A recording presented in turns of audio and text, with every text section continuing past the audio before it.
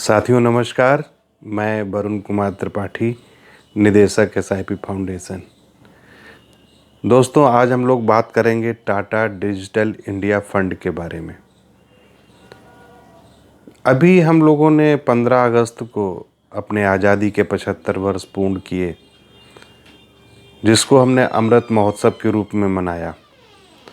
दोस्तों, ये आज़ादी का जब हम लोग 100 वर्ष पूरे कर रहे हों, उस शताब्दी वर्ष में हमें इन 25 सालों के बीच कुछ ऐसा करना चाहिए कि जिससे लगे कि हमने भी इस शताब्दी वर्ष में पहुंचने तक कोई एक जर्नी की है, कुछ एक प्रतीकात्मक कार्य किया है, कुछ एक ऐसी चीज़ की है कि जो हमें दिखाने लायक हो और जो आज़ादी का जश्न हो उसमें हम शरीक हों। तो इस कार्यक्रम के तहत हम लोग इस तरीके के फ़ंड सेलेक्ट कर रहे हैं कि जो फ़ंड में हम एसआईपी 25 वर्षों तक चलाएं और उस 25 वर्ष के बाद में हमें क्या रिटर्न प्राप्त होता है।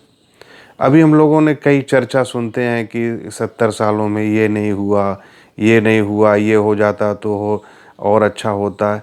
इन सब बातों को हम दरकिनार करें और आज हम ये प्लानिंग करें कि हम क्या कर सकते हैं, हम कौन सा योगदान दे सकते हैं। तो कम से कम हम कुछ नहीं कर सकते हैं तो इन्वेस्टमेंट की दुनिया में हम बहुत कुछ कर सकते हैं। उदाहरण के तौर पे जो टाटा डिजिटल इंडिया फंड है, वो एक ऐसा फंड है कि जो डिजिटल कंपनियों में निवेश करता है। यानी कि वो कंपनियां जो आईटी, इंफॉर्मेशन और डिजिटल क्षेत्र में कार्य कर रही हैं, उन स्टॉक्स में निवेश करता है। बहुत ही अच्छा फंड है। अब हम चर्चा करेंगे कि इन 25 सालों में डिजिटल इंडिया फंड में हमें क्यों निवेश करना चाहिए। सबसे महत्वपूर्ण बात यह है कि जो अब युग प्रारंभ हो रहा है, ये डिजिटल युग का क्लाइमेक्स होगा। यानी कि यहाँ से हम फुल एक्सीलेटर लेंगे डिजिटलाइजेशन में, इंफॉर्मेशन में एंड टेक्नोलॉजी का। कि जो 25 वर्ष हैं, अभी हमने लास्ट जो 25 सालों में चेंजेस देखे, वो भी बहुत चेंजेस हुए, बहुत सारी टेक्नोलॉजी आई। कभी हम सोच भी नहीं सकते थे कि हमारे पास एक ऐसी मशीन होगी, एक ऐसा यंत्र होगा जिससे हम बात कर सकेंगे, लाइव हम देख सकते हैं आज से 1000 किलोमीटर दूरी। यानी कि ढेर सारी इन्फॉर्मेशन आज हमारे हाथों में आ गई है। तो ये जो अब यहाँ से आगे की जर्नी होगी, जो यात्रा होगी, वो डिजिटल इंडिया या डिजिटल वर्ल्ड की एक बहुत बड़ी जर्नी होगी, जिसमें कि हम देखेंगे कि चेंजेस कितने फास्ट हुए हैं। और चूँकि अब टेक्नोलॉजी का और डिजिटल क्षेत्र हर सेक्टर में इसका उपयोग डे बाई डे बढ़ता चला जा रहा है। अभी तक हम केवल सॉफ्टवेयर का देखते थे, नए नए सेक्टर निकलते चले जा रहे हैं। और ये मुझे लगता है कि यहाँ से डिजिटल और आईटी सेक्टर अपना फुल एक्सीलेटर लेगी। तो जो अब युग बढ़ेगा, एक सीमा है हर चेक सेक्टर की होती है, लेकिन इस सेक्टर में मुझे जैसा लग रहा है कि अभी 25 वर्षों तक बहुत बड़ी ग्रोथ नज़र आएगी। उसका रीज़न ये है कि जो बहुत सारे सेक्टर के अंदर में सेक्टर हैं। फॉर एग्ज़ाम्पल हम अगर सॉफ्टवेयर इंडस्ट्री में देखें तो एक बहुत बड़ा सेक्टर क्लाउड का निकल के आ गया है। दोस्तों, क्लाउड क्या होता है कि जो बहुत सारी कंपनीज़ होती हैं, जो इंस्टीट्यूट होती हैं, उनको अपना डेटा सुरक्षित रखना होता है। जैसे उदाहरण के तौर पे हम बैंकिंग सेक्टर को लें, तो जो बैंकिंग सेक्टर्स के अकाउंट हैं, उनका जो खाता धारक हैं, उनका पूरा जो हिसाब किताब है, वो सब आज कंप्यूटर में है। तो कहीं न कहीं उसको हमें संरक्षित करना होता है, सुरक्षित करना होता है। तो वो सरलतापूर्वक, सुरक्षित तरीके से और सुनिश्चित जगह पर स्टोर रहे, इसके लिए जो कंप्यूटर की या जो कंपनियां कार्य करती हैं इसमें, वो क्लाउडिंग कहलाती है। तो क्लाउडिंग एक सेक्टर हो गया।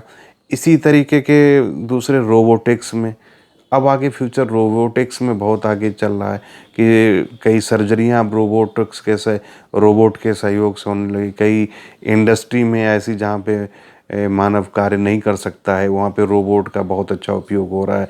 जहाँ पे टेम्परेचर बहुत हाई रहता है, मानव को रखना वहाँ पे कठिन होता है, वहाँ पे रोबोट का यूज़ हो रहा है। और रोबोट के अंदर भी रोबोट किस तरह कार्य करता है, सॉफ्टवेयर से कार्य करता है।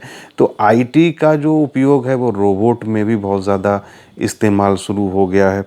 इसी तरीके से अगर आप देखोगे तो एक नई जो टेक्नोलॉजी तो पुरानी है, लेकिन जो उभर के आ रही है वो है ब्लॉकचेन, जिसका क्रिप्टो करेंसी में यूज़ होता है। तो हम ब्लॉकचेन से जो बहुत ही इम्पोर्टेंट डॉक्यूमेंट हैं या इम्पोर्टेंट चीज़ें हैं उनको हम ब्लॉकचेन के संबंधित आगे बढ़ा सकते हैं। तो ये कई नए नए सेक्टर आ गए हैं, तो जो लगातार नेक्स्ट 25 ईयर्स में कार्य करेंगे। तो आईटी सेक्टर एक बिल्कुल ही नई स्पीड में आपको दिखाई देगा। अब बात आती है इंडिया की, तो इंडिया वर्ल्ड का बहुत ही फास्टेस्ट ग्रोइंग आईटी कंट्री है। अगर आप बात करें कि कौन कौन से देश इस समय आईटी में हैं, आईटी सेक्टर में हैं, तो जो इंडिया का रेवेन्यू है या जो रेवेन्यू आता है तो उसमें लगभग 15% की शेयर होल्डिंग है। तो एक हम एक्सपोर्ट भी सॉफ्टवेयर में करते हैं और हमारी डोमेस्टिक डिमांड भी बहुत बड़ी है। यानी कि सॉफ्टवेयर की विदेशों में डिमांड तो है ही, हमारी घरेलू डिमांड भी बहुत बड़ी है। तो ये सेक्टर निश्चित रूप से आगे बहुत अच्छा आपको दिखाई देगा। पहली बात, आज हम इसमें एसआईपी स्टार्ट इसलिए करें कि ये अपने हाई लेवल से लगभग 20 से 30% डिस्काउंट पे है।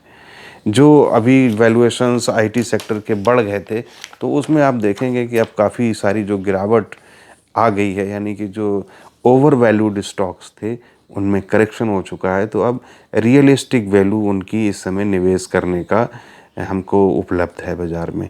तो हम डिजिटल इंडिया के फंड में जाएं, उसका रीज़न ये है कि बहुत सारी सॉफ्टवेयर की कंपनी हैं और हमारे लिए का अर्थ है हम आम आदमी के लिए, कॉमन पीपल के लिए ये संभव नहीं है, इतनी रिसर्च नहीं है, इतना हमारे पास एनालिसिस डेटा नहीं है कि हम ये पता कर पाएँ कि कौन सी कंपनी आगे अच्छी है, कौन सी कंपनी क्लाउड में काम करती है, कौन सी कंपनी ब्लॉकचेन में काम करती है, कौन सी कंपनी रोबोटिक्स में सॉफ्टवेयर उपलब्ध कराती है।